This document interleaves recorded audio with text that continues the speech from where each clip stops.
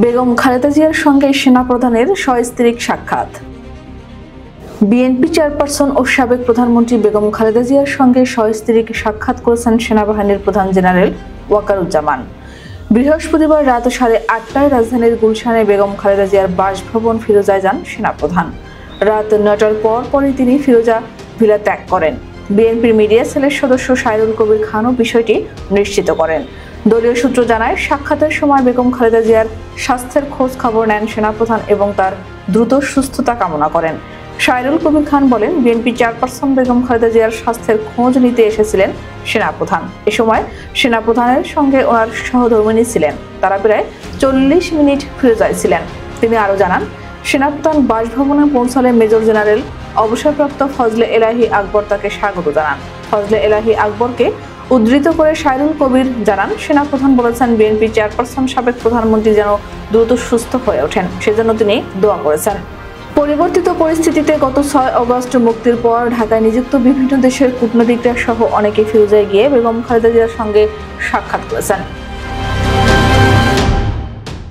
এদিকে উন্নত চিকিৎসার জন্য আগামী সোমবার লন্ডন যাচ্ছেন বিএনপি চেয়ারপারসন বেগম খালেদা জিয়া। এদিন বেলা 11টায় একটি বিশেষায়িত বিমানে তাকে নিয়ে যাওয়া হবে। এজন্য সব প্রস্তুতি সম্পন্ন করেছেন তার চিকিৎসকরা। বেগম খালেদা জিয়ার সফর সঙ্গী হবেন চিকিৎসক, নার্স ও ব্যক্তিগত সহকারী সহ 15 জন।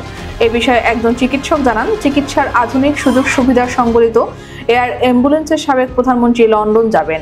দীর্ঘ এই যাত্রায় চিকিৎসকের একটি টিম, পরিবারের কয়েকজন সদস্য এবং চেয়ারপারসনের ব্যক্তিগত কর্মকর্তারাও যাবেন।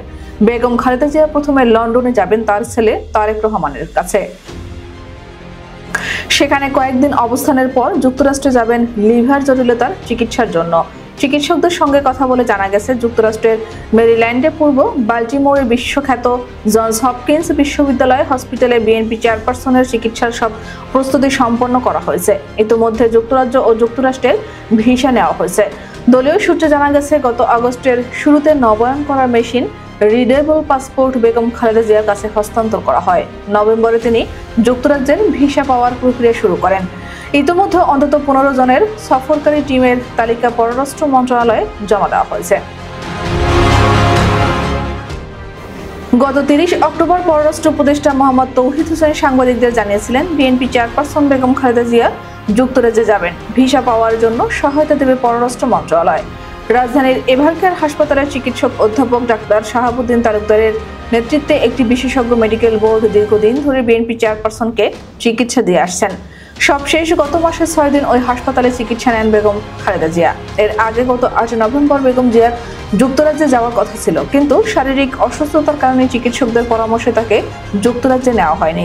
প্রসঙ্গত 79 বছর বয়সী বেগম খালেদা জিয়া লিভার সিরোসিস, হৃদরোগ, ফুসফুস আর্থ্রাইটিস, কিডনি, ডায়াবেটিস, চোখের সমস্যা সহ নানা রোগে ভুগছেন। অনেক আগেই উন্নত চিকিৎসার জন্য তাকে লন্ডনে নেওয়ার পরামর্শ দিয়েছে মেডিকেল বোর্ড।